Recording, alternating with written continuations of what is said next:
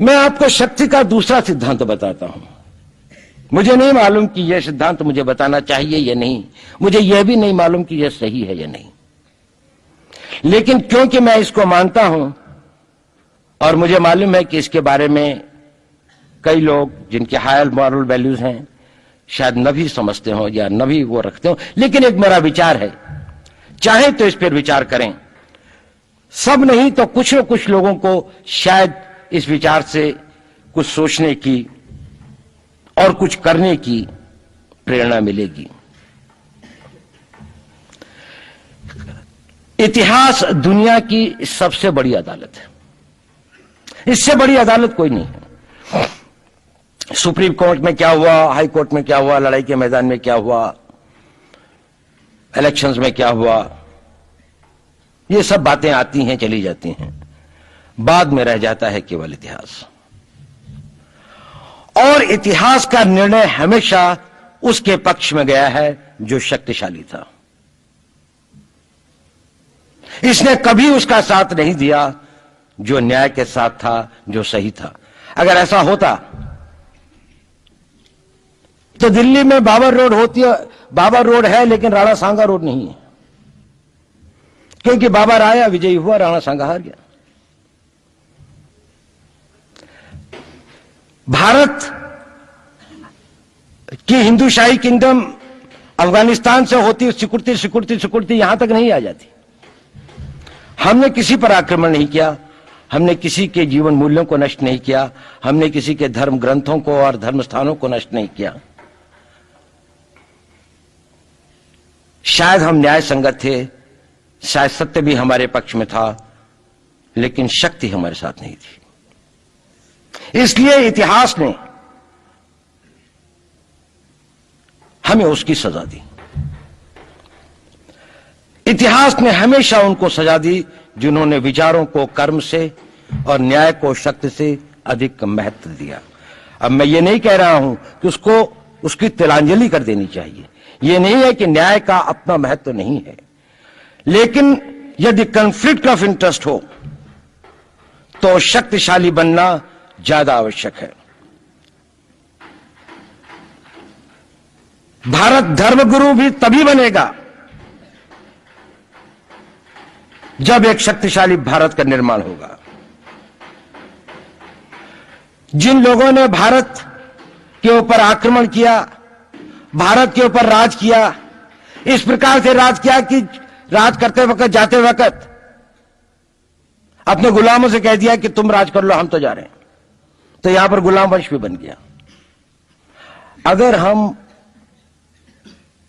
लड़ाई के वॉरफेयर के उसूलों से देखें कि किसी भी राष्ट्र की जो कॉम्प्रिहेंसिव स्टेट पावर होती है, किन चीजों से वो लड़ाई लड़ता है, किसको हम कहते हैं कि ये शक्तिशाली है, दूसरा शक्तिशाली नहीं है, क्या वो अवयव होते हैं उसके, क्या घटक होते हैं उसके।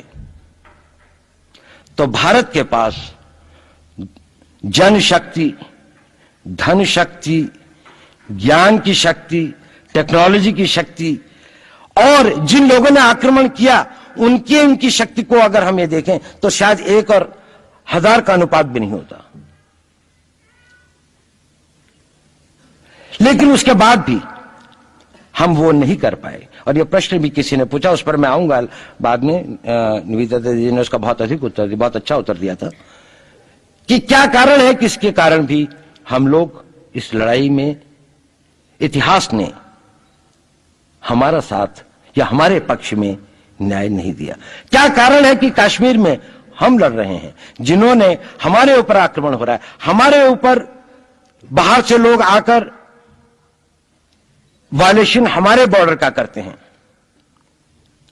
इन्फिल्ट्रेटर्स हमारे यहां आते हैं, जबकि पूरा का पूरा कश्मीर भारत का भाग है, अभिन्न भाग है। कानून के अनुसार वहां के राजा ने यह हस्ताक्षर किए, हमें दिया।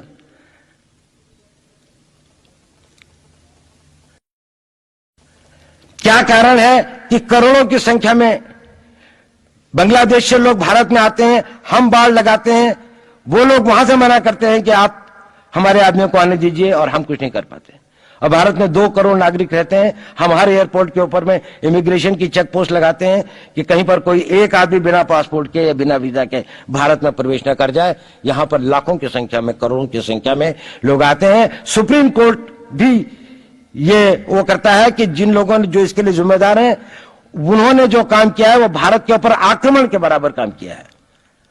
और वही सरकार उस सुप्रीम कोर्ट के 25 जुलाई 2005 के निर्णय के 3 दिन के अंदर में एक नया अध्यादेश जारी करके उन सारे के सारे कानूनों को फॉरेनर्स एक्ट के अंदर में इनकॉर्पोरेट कर लेती है, क्योंकि जो वो आईएमडीटी एक्ट था उसको सुप्रीम कोर्ट ने नल एंड वॉइड कर दिया। ये सब बातें हमें सोचने और समझने की आवश्यकता है। एक कारण, मैं ज्यादा चीजों में नहीं जाना चाहता, इतना समय भी नहीं होगा, कि भारत विदेशों से इतना नहीं हारा। अंग्रेजों ने भारत के खिलाफ कोई लड़ाई ऐसी नहीं जीती जिसमें कि अंग्रेजों की फौज में भारतीय सिपाही नहीं थे। चाहे वह पहले बंगाल नेटिव आर्मी थी, 1857 के अंदर में सिखों और गुरखास ने उनका साथ दिया। जब सिखों से लड़ाई हो रही थी तो बाकी लोगों ने उनका साथ दिया। हमेशा नेटिव आर्मी उनके साथ थी। जब जब आक्रमण वेस्ट से हुआ, चाहे वो पार्थियंस थे, चाहे हून थे, चाहे मंगोल आए, बाद में मुगल आए, तो लश्कर कहां बने? वो तो थोड़े से लोग आए थे। लश्कर बने काबुल में, जिस वक्त तो इस्लामाइज भी नहीं हुआ था, लाहौर में, सरहंद में। हिंदुस्तानियों को हराया है तो हमेशा हिंदुस्तान के लोगों ने साथ नहीं दिया देश का। और दर्द है तो केवल इसी बात का। भारत के इतिहास में अगर दर्द केवल इस बात का नहीं है कि विदेशियों ने हमारे साथ क्या किया, उनका तो हम मुकाबला कर लेते। दुख इस बात का था कि हमारे सभी लोगों ने साथ नहीं निभाया और साथ नहीं दिया। और इसकी फीलिंग आज भी मुझे इस देश में होती है। और भारत को आंतरिक बाह्य शक्तियों से जो सबसे बड़ा खतरा है, वो खतरा इस बात का है कि हमारे अपने लोग ही कहीं राष्ट्र की सुरक्षा, राष्ट्र की अस्मिता, राष्ट्र के गौरव का सौदा न कर बैठे, अपने आज के सुख के लिए अपने भविष्य को अंधकारमय न कर दें।